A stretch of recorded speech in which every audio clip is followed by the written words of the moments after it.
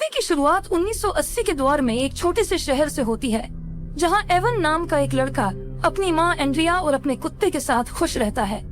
एक दिन जब एंड्रिया एवन को स्कूल ड्रॉप करने आती है तो टीचर उसे अंदर बुलाती है एक जरूरी बात करने के लिए। टीचर समझाती है कि उसने सब बच्चों से एक ड्राइंग बनाने को कहा था जो दिखाए कि वो बड़े होकर क्या बनना चाहते हैं, लेकिन एवन की ड्राइंग बाकी बच्चों से अलग थी। एक काफी डिस्टर्बिंग तस्वीर जो एक मर्डर को दिखाती थी। जब टीचर ने एवन से उस ड्राइंग के बारे में पूछा तो एवन ने सीधा जवाब दिया कि उसे याद ही नहीं कि उसने वो ड्राइंग कब बनाई। ये बात टीचर को थोड़ा अजीब लगती है। शाम को एवन की माँ एंड्रिया उसे एक मेंटल इंस्टीट्यूशन ले जाती है ताकि डॉक्टर एवन पर कुछ टेस्ट्स कर सकें। एंड्रिया को ये डर है कि कहीं एवन भी अपने फादर की तरह किसी मेंटल इलनेस का शिकार ना हो। एवन का फादर भी एक टाइम पर सिमिलर प्रॉब्लम से गुजरा था। डॉक्टर एंड्रिया को सजेस्ट करता है कि एवन एक नोट रखना शुरू करे जिसमें वो अपनी रोज की जिंदगी के बारे में लिखे। शायद ये उसकी मेमोरी को ठीक करने में मदद करे। अगले दिन एवन अपने जर्नल में अपने दिन की बातें लिखने लगता है, लेकिन तभी एंड्रिया पीछे मुड़ती है और एक डरावना सीन देखती है। एवन अपने हाथ में एक चाकू पकड़े खड़ा होता है। एवन अचानक एक अजीब सी हालत में बाहर आता है और उसे बिल्कुल याद नहीं होता कि उसने कब और कैसे चाकू उठाया था। ये बात एंड्रिया को अंदर से हिला देती है और वो समझ नहीं पाती कि एवन के साथ क्या गलत हो रहा है। इस इंसिडेंट के बाद एंड्रिया एवन को उसके दोस्तों केली और टॉमी के घर छोड़ देती है ताकि वो थोड़ी देर के लिए अपने दोस्तों के साथ नॉर्मल महसूस कर सके। केली और टॉमी के डिवोर्स्ड फादर जॉर्ज अपने बच्चों के साथ मस्ती करने के मूड में होते हैं। वो एक नई कैमरा ले आए हैं और बच्चों के साथ कुछ फन शॉर्ट फिल्में बनाने का प्लान कर रहे होते हैं। जॉर्ज बच्चों से वादा लेता है कि ये सब उनके बीच एक सीक्रेट रहेगा और कोई इसके बारे में बात नहीं करेगा, लेकिन टॉमी को ये बात बिल्कुल पसंद नहीं आती। उसे लगता है कि एवन उसकी जगह ले रहा है। कुछ देर बाद एवन अचानक एक और अजीब सी हालत से बाहर आता है और खुद को बेसमेंट में पाता है। वहाँ उसके साथ केली भी होती है और दोनों के पास कपड़े नहीं होते। ये सीन और भी डिस्टर्बिंग हो जाता है जब वो देखता है कि जॉर्ज एक कोने में खड़ा हाथ में ड्रिंक लिए उनका वीडियो रिकॉर्ड कर रहा होता है। एवन पैनिक करने लगता है क्योंकि उसे याद ही नहीं कि वो वहाँ कैसे आया। जॉर्ज का रवैया बदल जाता है। वो एवन का मजाक उड़ाता है, उसे इंसल्ट करता है और धमकी देता है कि वो एंड्रिया को कॉल करके बता देगा कि एवन मिसबिहेव कर रहा है। जब एवन केली से बात करने की कोशिश करता है तो केली बिल्कुल रिएक्ट नहीं करती। वहीं टॉमी एक कोने में गुस्से में उन्हें देखते हुए एक डॉल तोड़ रहा होता है। जब एंड्रिया एवन के साथ दोबारा मेंटल इंस्टीट्यूशन जाती है तो डॉक्टर उन्हें बताता है कि टेस्ट्स के रिजल्ट्स में एवन के साथ कुछ भी गलत नहीं मिला। डॉक्टर का मानना है कि एवन की मेमोरी इश्यूज शायद स्ट्रेस की वजह से है और ये समस्या उसके फादर के साथ जुड़ी हुई प्रॉब्लम से रिलेटेड हो सकती है। डॉक्टर बताता है कि क्योंकि एवन ने अपने फादर जेसन को कभी नहीं देखा, उनकी एब्सेंस एवन के सबकॉन्शियस पर असर कर रही हो। जेसन जो इसी मेंटल इंस्टीट्यूशन का एक परमानेंट पेशेंट है, एवन के इश्यूज के जवाब का एक इम्पोर्टेंट लिंक हो सकता है।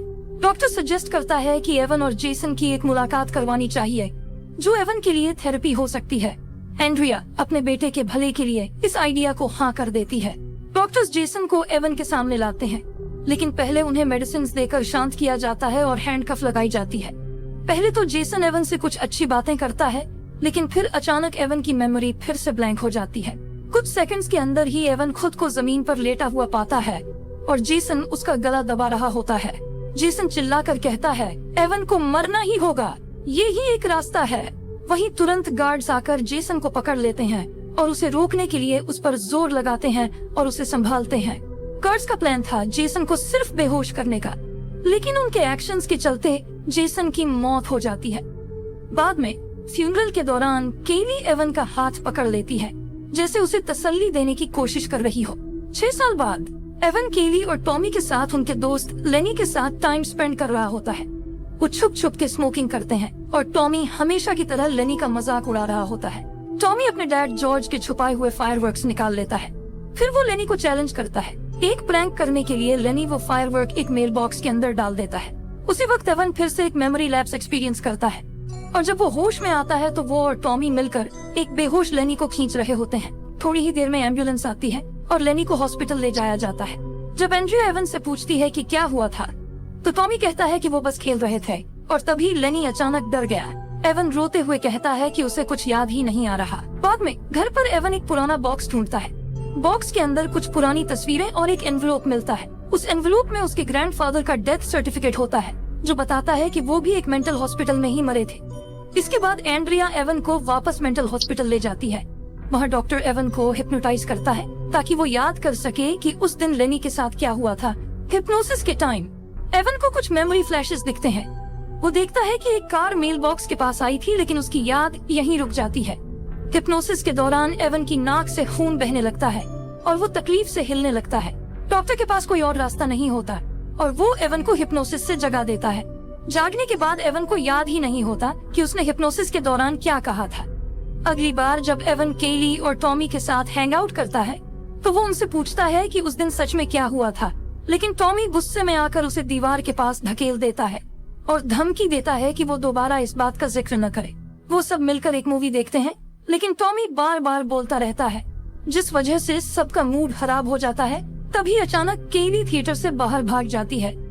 एवन उसके पीछे चला जाता है और देखता है कि वो अब तक उस इंसिडेंट के बाद नॉर्मल नहीं हुई है। उसके हाथों पर निशान होते हैं क्योंकि जॉर्ज ने उसे मारा था। एवन केली को तसल्ली देता है और दोनों एक किस शेयर करते हैं। ये सब टॉमी देख लेता है। टॉमी गुस्से में आकर उन्हें रोकने की कोशिश करता है, लेकिन एक अनजान लड़का उसका पैर से टकरा जाता है, जिस वजह से वो गिर जाता है। गुस्से में टॉमी उस लड़के पर टूट पड़ता है और उसे मारने लगता है। सिक्योरिटी आकर टॉमी को जबरदस्ती बाहर ले जाती है। कुछ समय बाद एवन और केली चुपके से लेनी से मिलते हैं, बिना उनके पेरेंट्स को बताए। पहले लेनी मना कर देता है, लेकिन जब उसे पता चलता है कि टॉमी नहीं है तो वो उनके साथ जाने के लिए मान जाता है। लेकिन जब वो जंगल में पहुंचते हैं तो वो टॉमी को एवन के डॉग को एक बैग में डालते हुए देखते हैं और उस पर पेट्रोल डाल रहे होते हैं। एवन उसे रोकने की कोशिश करता है, लेकिन टॉमी एक लकड़ी उठाकर उस पर हमला करता है। वो एवन को छोड़कर गलती से केली को मार देता है। फिर टॉमी एवन को पीटने लगता है और डॉग को आग लगा देता है। एवन फिर से टॉमी को रोकने की कोशिश करता है, लेकिन उसके साथ एक और ब्लैकआउट हो जाता है। जब वो होश में आता है तो उसका चेहरा बुरी तरह से घायल होता है और उसका डॉग मर चुका होता है। इसके बाद एंड्रिया डिसाइड करती है कि वो उस जगह से शिफ्ट करेंगे। जब एवन और उसका परिवार जा रहे होते हैं तो एवन देखता है कि केली ट्रक के पीछे भाग रही है। एवन एक नोट लिखता है, मैं तुम्हारे लिए वापस आऊंगा। 7 साल बाद एवन कॉलेज में साइकोलॉजी पढ़ रहा होता है। उसका रूममेट एक लड़का होता है जिसका नाम थम्पर है। एक रात एवन को रियलाइज होता है कि जब से वो अपने बचपन के टाउन से निकला है उसके साथ एक भी ब्लैकआउट नहीं हुआ है। इस बात को सेलिब्रेट करने के लिए एवन और थम्पर एक बार जाते हैं। एवन अपने बचपन के नेबरहुड वापस जाता है और लेनी से मिलता है, जो अपने रूम से कभी बाहर नहीं निकलता। लेनी अपना पूरा दिन मॉडल्स बनाने में लगाता है और लगभग किसी से बात नहीं करता। एवन उससे डॉग इंसिडेंट के बारे में बात करने की कोशिश करता है। तब लेनी वही बात रिपीट करता है जो टॉमी ने कही थी, ये कंफर्म करते हुए कि एवन जो देख रहा था वो सब सच था। लेनी अचानक एवन को फर्नीचर की तरफ धकेल देता है और फिर टॉमी की तरह धमकी देता है कि उस बात को सीक्रेट ही रखे। अपने रूम में लौटने के बाद एवन अपने नोट्स को देखना शुरू करता है। वहाँ उसे मेल बॉक्स इंसिडेंट का सेक्शन मिलता है। जब वो उस सेक्शन को पढ़ता है तो वो अचानक उस मोमेंट में वापस चला जाता है। शॉक की वजह से उसके हाथ से सिगरेट गिर जाता है और उसके पेट पर एक जलने का निशान बन जाता है। एक औरत अपने छोटे बच्चे के साथ कार में आती है और मेल बॉक्स चेक करती है। उसी वक्त मेल बॉक्स फट जाता है और उस एक्सप्लोजन की वजह से लेनी गिल्ट और ट्रॉमा में चला जाता है। एवन अपने रूम में वापस होश में आता है और तुरंत उल्टी करता है। उसके बाद वो अपने पेट पर निशान नोटिस करता है। वो लेनी को कॉल करने की कोशिश करता है, लेकिन लेनी की माँ उससे कहती है कि दोबारा कभी कॉल मत करे, क्योंकि उसके आने से लेनी और ज्यादा उदास रहने लगा है। उसी रात एवन अपनी माँ के साथ डिनर करता है और उससे पूछता है कि क्या उसके डैड ने कभी अपनी मेमोरीज वापस लाने का कोई तरीका ढूंढा था। एंड्रिया एवन को बताती है कि उसके डैड ने कुछ ढूंढा था, लेकिन वो श्योर नहीं है कि ये सच है या सिर्फ उसकी इमेजिनेशन। जेसन ने लॉक होने से पहले कुछ कहा था, लेकिन एंड्रिया ये नहीं बताती कि उसने क्या कहा था। डिनर के बाद एंड्रिया एवन को मजाक में एक साइकिक के पास ले जाती है। जैसे ही साइकिक एवन का हाथ पड़ती है वो डर जाती है। साइकिक एवन से कहती है कि उसकी हाथ की लाइफलाइन नहीं है और वो इस दुनिया का नहीं है, उसका यहाँ होना गलत है। एंड्रिया साइकिक की बात सुनकर घबरा जाती है और तुरंत वहाँ से भाग जाती है। एवन उसके पीछे जाता है और देखता है कि वो बाहर रो रही है। तभी एंड्रिया एवन को बताती है, एवन के पैदा होने से पहले उसके 2 बच्चे पैदा होते ही मर गए थे। साइकिक की बात सुनकर उसका पुराना दर्द वापस आ गया है। अगली सुबह एवन अपने नोट्स को दोबारा पढ़ने की कोशिश करता है, लेकिन थम्पर उसे रोक लेता है। वो कहता है कि शायद कोई वजह है जो एवन ने उन यादों को दबा दिया है। इसके बाद एवन एक डाइनर जाता है जहाँ केली वेट्रेस का काम करती है। वहाँ दोनों सालों बाद पहली बार मिलते हैं। केली एवन को बताती है कि टॉमी कुछ साल जुवेनाइल डिटेंशन में था, लेकिन अब वो एक मैकेनिक के रूप में काम करता है। केली ये भी बताती है कि उसने 15 साल की उम्र में खुद को अपने पेरेंट्स से अलग कर लिया था। वो अपनी माँ के साथ नहीं रह पाई क्योंकि उसकी माँ ने एक नई फैमिली बना ली थी। एवन उससे उनके बचपन के बेसमेंट इंसिडेंट के बारे में पूछने की कोशिश करता है। ये सुनते ही केली को गुस्सा आ जाता है। वो एवन पर चिल्लाती है कि क्या वो सिर्फ इसी बात के लिए वापस आया है। केली के रिएक्शन से पता चलता है कि जॉर्ज बचपन में उन बच्चों के साथ गंदे वीडियोस बनाता था। केली एवन पर गुस्सा करते हुए भाग जाती है। एवन अपने रूम में वापस आते ही अपने नोट्स का वो एंट्री पढ़ता है जो उन गंदे वीडियोस के बारे में है। जैसे ही वो एंट्री पढ़ता है, वो अचानक खुद को उस पल में वापस ट्रैवल करते हुए पाता है। उस मोमेंट में जॉर्ज बच्चों को उनके कपड़े उतारने के लिए कह रहा होता है। तभी एवन केली से कहता है कि वो अपने कान बंद कर ले। उसके बाद वो जॉर्ज को धमकी देता है कि अगर उसने केली के साथ गलत बर्ताव किया तो वो उसका बुरा हाल करेगा। फिर एवन केली से कहता है कि वो जॉर्ज को जोर से कहे, नेवर टच मी अगेन। जब एवन अपने प्रेजेंट टाइम में वापस आता है, उसकी नाक से खून आने लगता है और उसे पता चलता है कि उसने पास्ट बदल दिया है। अब उसकी जिंदगी पूरी तरह से अलग है।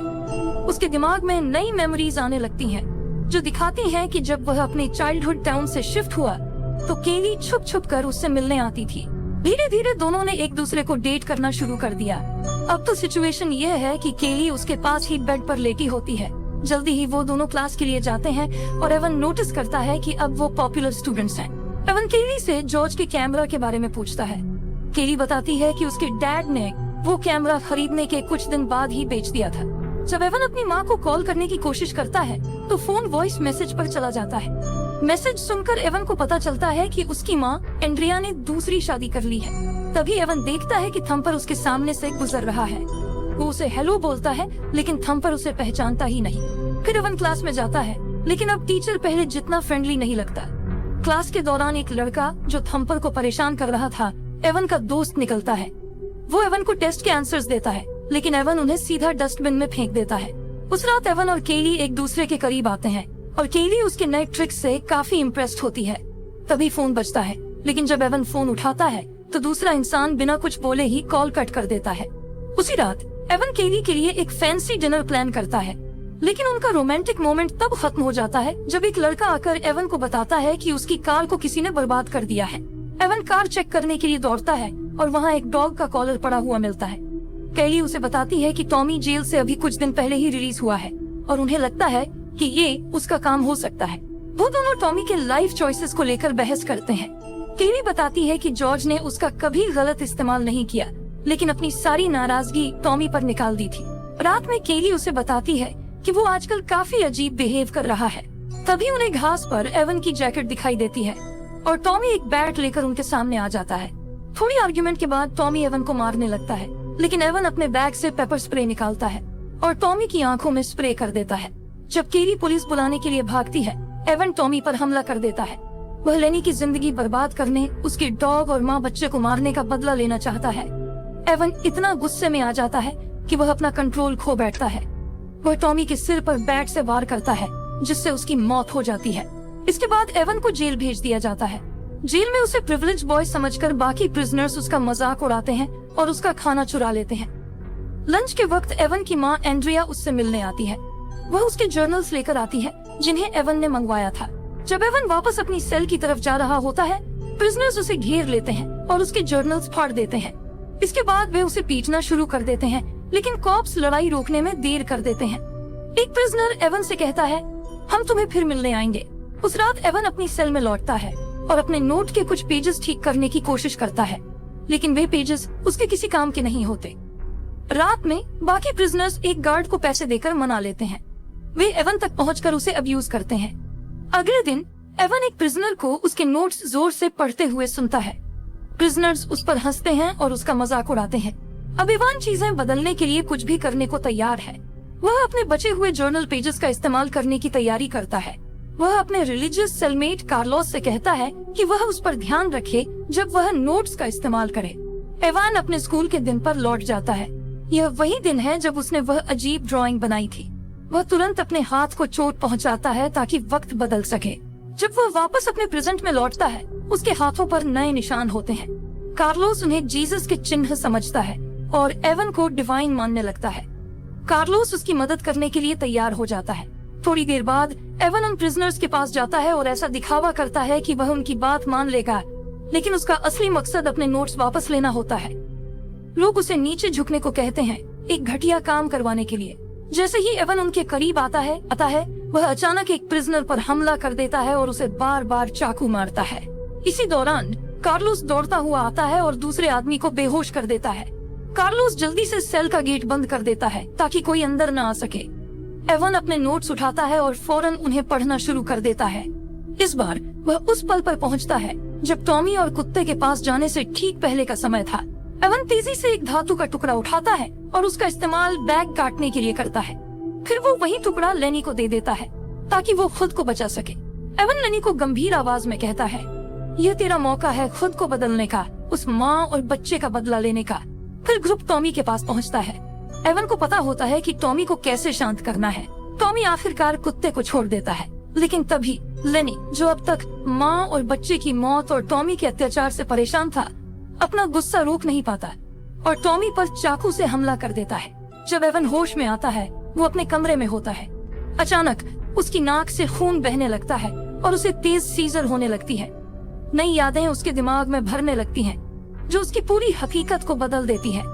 नई हकीकत में लेनी को एक मेंटल इंस्टीट्यूशन में भेज दिया गया था और केली अपने घर से भाग चुकी थी। थम्पर एवन को जमीन पर पड़ा देखता है और तुरंत पुलिस को कॉल करता है। अस्पताल में डॉक्टर एवन का परीक्षण करता है। डॉक्टर हैरान होकर कहता है, मैंने ऐसा केस पहले कभी नहीं देखा। ऑनेस्टली ऐसे टेस्ट जेसन के जमाने में होते ही नहीं थे। डॉक्टर एवन को बताता है कि उसके दिमाग के उस हिस्से से खून निकल रहा है जहां यादें स्टोर्ड होती हैं। डॉक्टर कहते हैं, ये ऐसा लग रहा है जैसे तुमने 40 साल की यादें सिर्फ कुछ दिनों में भर ली हैं। डॉक्टर के पास इस हालत का कोई जवाब नहीं होता और एवन चुपके से डॉक्टर का की कार्ड चुरा लेता है और हॉस्पिटल से चला जाता है। वो बिल्डिंग के अंदर छिपते छिपते लेनी के रूम तक पहुंचता है, जो एक स्ट्रेचर पर बंधा होता है। पहले तो लेनी एवन की किसी बात का जवाब नहीं देता, लेकिन जब एवन वहाँ से जाने लगता है, तभी लेनी कहता है, तू हमेशा जानता था उस दिन कुछ होगा और अभी तुझे मेरी जगह होना चाहिए था। ये सुनकर एवन का दिमाग और उलझ जाता है। कॉलेज वापस आकर एवन अपने नोट्स का एक और पेज पढ़ता है, जो उसे उस दिन ले जाता है जब उसकी मुलाकात अपने पिता जेसन से हुई थी। एवन उनसे पूछता है, कैसे सब कुछ सही किया जा सकता है? जेसन उससे कहते हैं, किसी को बदलने की कोशिश का मतलब है उनका असली रूप मिटा देना। इंसान को बदला नहीं जा सकता बिना उनका पूरा वजूद तबाह किए। जेसन के शब्दों का असर एवन पर गहरा होता है। जेसन की बातों से एवन के अंदर अजीब सी हलचल मच जाती है, लेकिन जब जेसन देखते हैं कि एवन खुद को भगवान समझकर सब बदलने की कोशिश कर रहा है, तो वो एवन पर हमला कर देते हैं और उसे मारने की कोशिश करते हैं। तभी एवन होश में आता है और खुद को अपने कॉलेज कैंपस पर पाता है। अब एवन को केली का ख्याल आता है। वो उसे ढूंढने के लिए एक डाइनर जाता है, लेकिन वहाँ के लोग उसके नाम तक को नहीं पहचानते। परेशान होकर एवन अपने बचपन के गांव की तरफ लौटता है। वो जॉर्ज को धमकाता है जब तक जॉर्ज उसे केली का पता नहीं बता देता। कुछ घंटों बाद एवन एक नए इलाके में पहुंचता है। वो एक बिल्डिंग के अंदर केली को ढूंढता है। केली अब पहचान में नहीं आती। वो नशे की लत वाली जिंदगी जी रही होती है और अपना गुजारा गलत काम करके कर रही होती है। एवन केली के साथ वक्त बिताने के लिए उसे पैसे देता है। वो उसे एक कैफे में ले जाता है। वहाँ एवन अपनी लाइफ के बारे में और सब कुछ जो हुआ है समझाने की कोशिश करता है। केली एवन की टाइम ट्रेवलिंग कहानी पर विश्वास नहीं करती। वो कहती है, अगर तुम सच में लोगों की मदद करना चाहते हो तो माँ और बच्चे को बचाना चाहिए। ये कहकर वो गुस्से में वहाँ से चली जाती है। एवन तुरंत अपने रूम वापस भागता है। वहाँ थम्पर को एक औरत के साथ अपने बिस्तर पर देखता है। गुस्से में आकर वो दोनों को कमरे से बाहर निकाल देता है, फिर अपने नोट्स पढ़ने लगता है।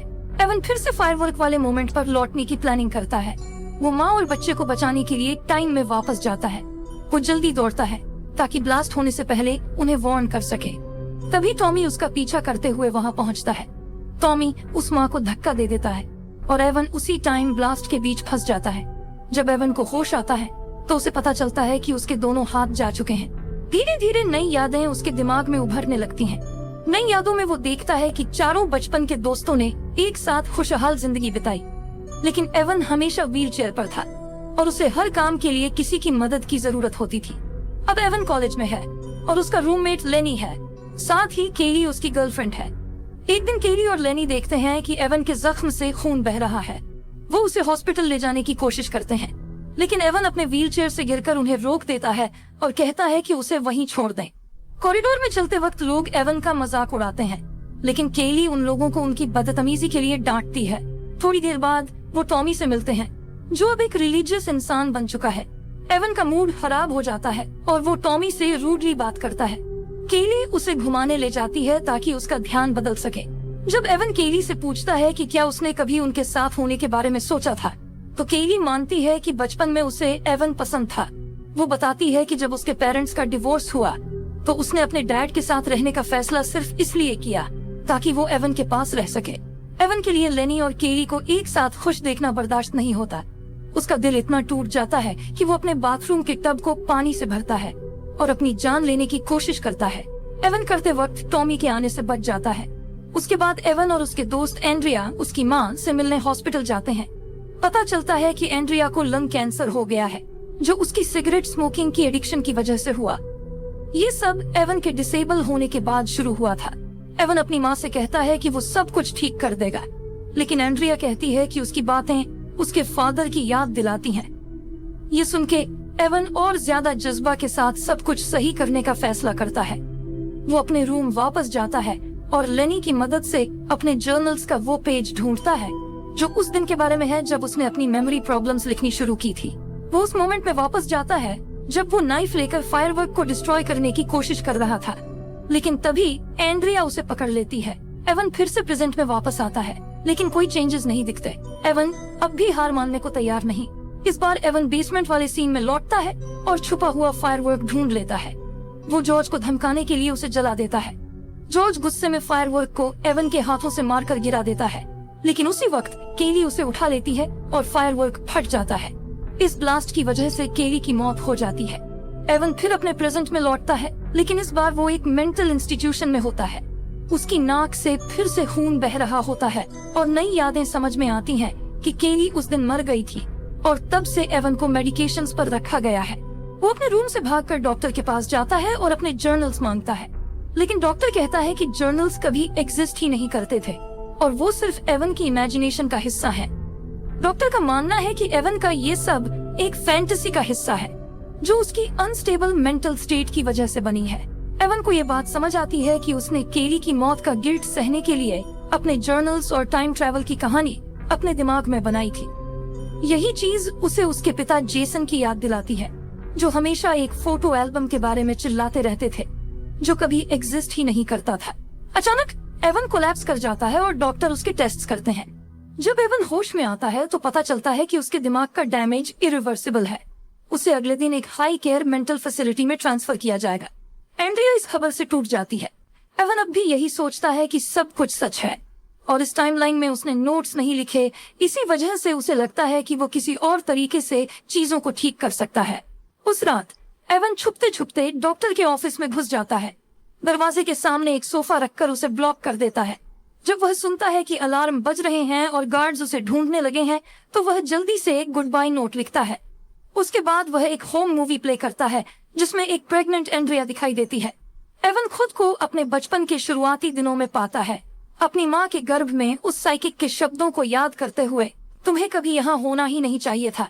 एवन समझता है कि जब तक वह जिंदा है उसके दोस्त और परिवार कभी खुश नहीं हो पाएंगे। एंड्रिया दर्द के मारे चीखने लगती है और इसी बेचैनी के दौरान एवन अपनी अम्बिलिकल कॉर्ड का इस्तेमाल करके अपनी जिंदगी का अंत कर लेता है। इस तरीके से वह अपने परिवार और दोस्तों पर लगे मल्टी जनरेशनल कर्स को हमेशा के लिए खत्म कर देता है। एवन की अपनी जान देने के बाद सब कुछ बदल जाता है और एक नई कहानी शुरू होती है, लेकिन इस बार बिना एवन के पैदा हुए। एवन की माँ, जो पहले भी अपने 2 बचपन के बच्चों जो पैदा होते ही मर गए को खो चुकी थी, अब तीसरी बार भी अपने बच्चे को खो देती है। यह दिखाता है कि एवन और उसके होने वाले भाई बहन सबने एक ही फैसला किया था, अपनी जिंदगी छोड़कर अपने परिवार को इस कर्ज से बचाना। और ये मूवी यहीं पर खत्म होती है।